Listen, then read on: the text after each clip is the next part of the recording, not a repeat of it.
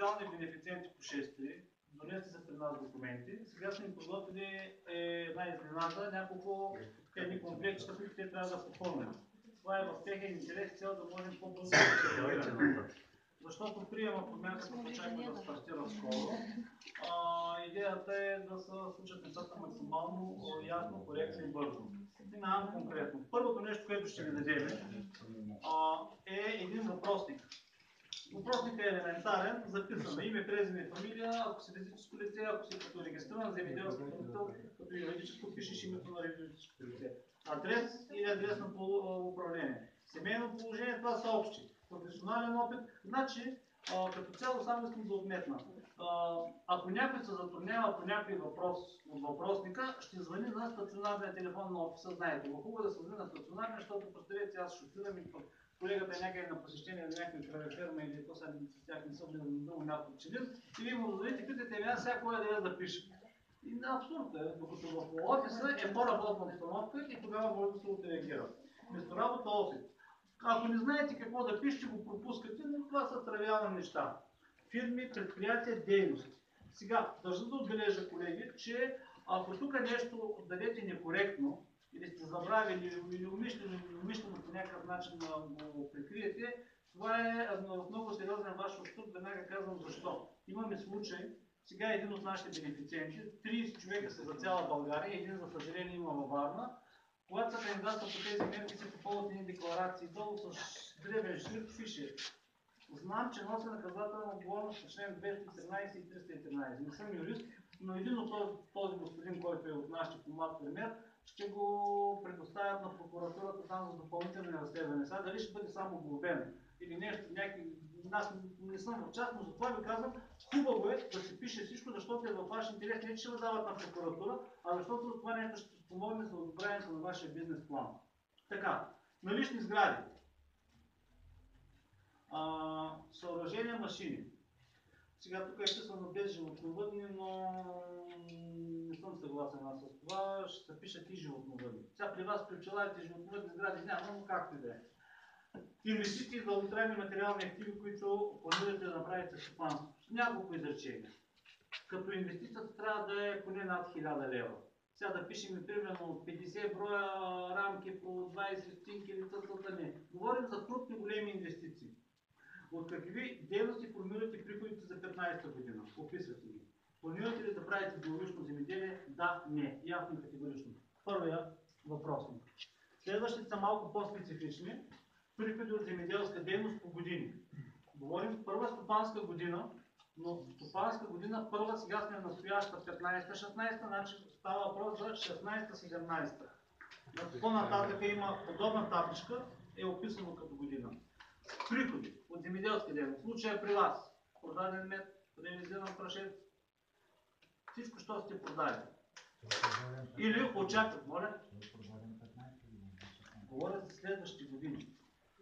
Примерно очакваш да увеличиш. Сега казвам, пчеларите трябва за 3 години минимум 40 пчелни семейства да увеличите. Което за вас не е нещо, кой знае какво. 140, 20%. Може и 20%.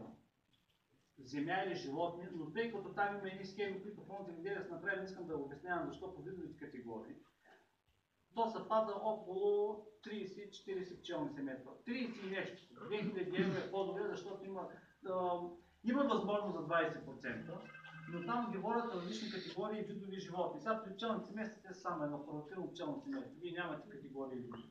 Това е едно. Но тъй като има един административен момент, който сега не искам да го обяснявам, бях миналата седмица на събиране с колеги от Министерството, там най-грубо казано фонд земеделие е направил една уловка. И затова ние, за да не влизаме в тези уловки, и тук за студентите също ще вметна, че има едно понятие в физиката. Една система, колкото е по-елементарна, толкова е по-стабилна. Тя е във физиката. Значи този химикал тук му е трудно, има някакво напрежение. Земното потегле. Пуснали го на земята, ще е много стабилен.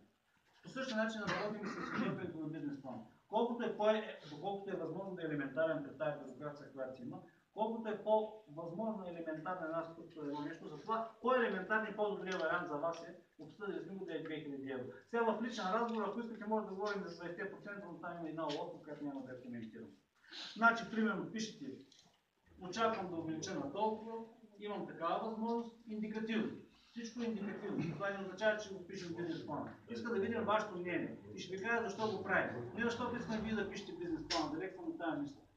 Но знам, много от хората, с които работиме, ако пишем бизнес плана 2 седмици, първата седмица ще купи трактор, втората ще е редосялка, третата ще не знам, ще идват картофи, сливи и в един момент се получава много бъркване. Ако е само 2-3 човека, да, но когато говорим за 150-200 човека, може да се представите какво става в главите на нас и на вас. И за да са по-изчистени нещата, да сте максимално ясни и категорични. Приходи от земеделска дейност. Какво очаквате? Отзаде има съответно разходи. Също. Примерно, мисля да стана на трета година биологичен. Ако не знаете нещо колко струва, примерно, го оставате или го пишете според вас. Ние вече допълнително ще ги уточним.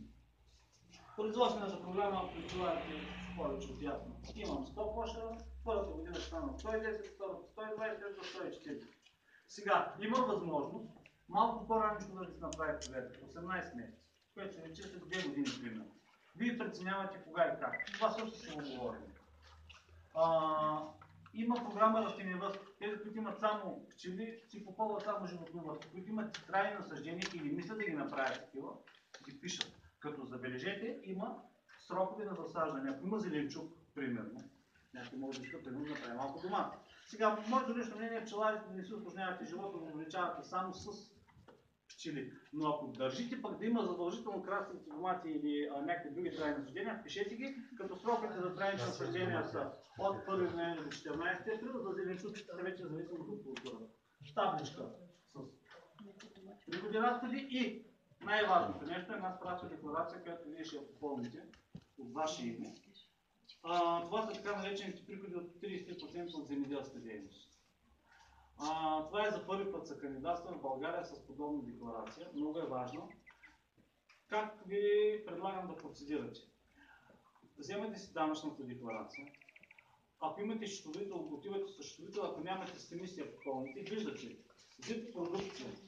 Основно има продукция, която е придобита като животновъдна, растениевъдна, има и приходи от друга дейност. Тук е една табличка публични дейности. Това са субсидии. По пчеларска програма, по минимис, по директни плащания, който каквото е кандидатствал. И накрая приходи от доходи, заплати, лихви и ренти. Съветвам ви, тук нещо, ако объркам колежките икономисти ще го правят, да видите една справка от мен по отношение на болнични и всякакви други социални плащания. За 2015. Минимис те не са към това, те са към главната табличка. И единствено и само детските не влизат. От топлото спечелило, наследство получило, има такива лихви, ренти, найми, дивиденти в ЕОД-та и други юридически лица с мажоритарен дял. Всичко трябва да се опише. Като казвам пак, това нещо е само за наша вътрешна информация, да можем като дойдете, не да държим, защото идва, аз имам и опит, идва, сяда при нас и седи по 2 часа. И почва вече, ама тук един как издържа, тя се и мина. Тя се оплакваме, те. Нали, който иска в офис да работи, му е един иска отвънка, другия вътре, така че. Затова, колеги, тази табличка е много важна. Това не е декларация, това са само известни таблици, ние после ще ги изчислим приходи, ще видим как е, що е, но това е допустимостта ви по мярка 6. Ако тук нещо се обърка, не е много хубаво, един път, втори път, приходите от земеделска, от неземеделска трябва да е 1:1 данъчна декларация. Няма разминаване. Да не се окаже, че са пуснали данъчна декларация там 5 тона мед по 4 лева или си колко, по един момент да се окаже от някъде нещо излязно. Защото така. Въпрос има ли някакви по тези 4 таблички, които ще разделим сега? Ако за някой нямаше дойде в офиса, понеделник ще ме разпечатали, за съжаление ние мислим, че по-малко 10 сме разпечатали. Я да стигнат търсят потенциални бенефициенти по 6, които останали при нас документи. Колко сте? Ако евентуално с някой се познават, ще ги снимате, просто може да си преснемете. След това, следващата крачка, тъй като ние на този етап няма заповед за да регистрираме документи, това правим на наша една така добра воля с цел да улесним вас и нас. Вие да сте така авангарда. Между другото, тук сме избрали само бенефициенти с по-висок стандартен производствен обем. И идеята е, като ги попълните тези неща, ние да ги пресеем, да видим как и що и вече да ви даваме списъка с всички необходими документи. Тук е място да кажа, хубаво е да се разходите до РИОСВ Варна. пчеларите нямат по никакъв начин проблем с РИОСВ Варна, но е хубаво да пуснете едно искане за инвестиционно намерение. Има голяма вероятност тя да ви кажат, дайте ни бизнес план. Миналата година имахме такива търкани административни с колегите. Не може да имате бизнес план, защото още не е подаден. Получава се една тавтология, но хубаво да отидете да се заинтересувате, да видите, че всяко РИОСВ си има изисквания. Всичките ли пчелини са във Варненска област? И Добричка. Има ли някъде, примерно Хасково и друг регион, да не е от нашия? Няма. Значи всички РИОСВ Варна, защото имахме и бенефициенти с Пловдив, с Стара Загора, Габрово, те няма да бъдат Варна, защото са Добровски. Въпрос има ли? Какво да искате?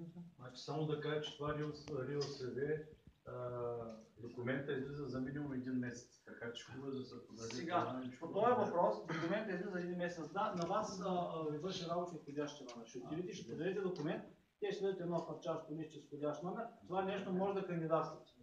А след това, вече когато ви излезе становището, го добавяме към документи, които са в фонд земеделие. Най-вероятно, може би то ще има днес сме 10-то число, може би приема ще стане към края на месеца, но все пак. РИОСВ се намират до ХЕИ, там, които не знаят, в Палах център, не е долу Агенция по безопасност на храните и така. Живко, искаш да питаш нещо? Да, аз знам какво ще ти отговарям предварително. Ами, това е. Сигурно няма да има въпроси, защото аз така ги изтърлях малко бързо. Най-вероятно, като седите да ги четете. Има. Слушам. Тя там, дето казваш за до година да си пишем какви приходи ще имаме. Последващата година какво очакваме. Аз не мога да очаквам, че тази година ми ще бъде 4 лева изкупната цена. Миналата година е бил на 5,30. Акацията на 7 тази година ще бъде на 5 лева. Как да си планирам доходите за до година и за по-другата година, Георги ще казва. Георги, пределно ми е ясно, че тук никой от нас не е някакъв, който да знае какво стане след половин час. Ако има някой такъв, няма да занимава пчела, аз отиваме в този пункт всички. Това е кръга на шегата. Значи човек трябва по някакъв начин да прогнозира. Не казвам точно, че ще е 2 лева 56 стотинки и точката тръка. Все пак няма да стане 1000 лева, нали? Прогнозирам, че пчелите ми ще бъдат 120, до година ще бъдат 140. По-другата година ще бъдат 160. Той мога да прогнозирам, обаче за печалбата не това ще бъде. Много е трудно да прогнозираш, знам и аз съм се опитвал, не става, доколкото можеш толкова. Еме човек, защото имам една база за 15-та година 20 000 лева.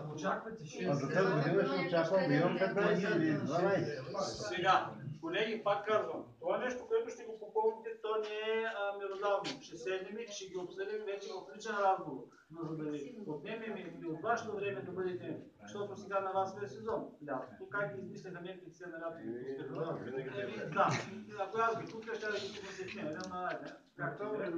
И на вас е сезон да не ви държа, ако дойдеш в офиса, седиш 2 часа отвънка да чакаш на опашки и се държа още 2 часа, да ги губиш цял ден, няма да ти е приятно, предполагам. Точно за това го правим и ние да по някакъв начин направим по-добра организация. Сега, раздаваме ли тези неща? Имаме общо... Който не стигне на някой колега, ще му преснимем. Не, те си ги преснема, да нема ангажирани и ние си ги направим. Значи, ако съм познавал всякакви, вземете си ги по и, колеги, аз мисля, че с това вече мога да приключим по срещата. Това е Варна? Ами на гърба на не, това е.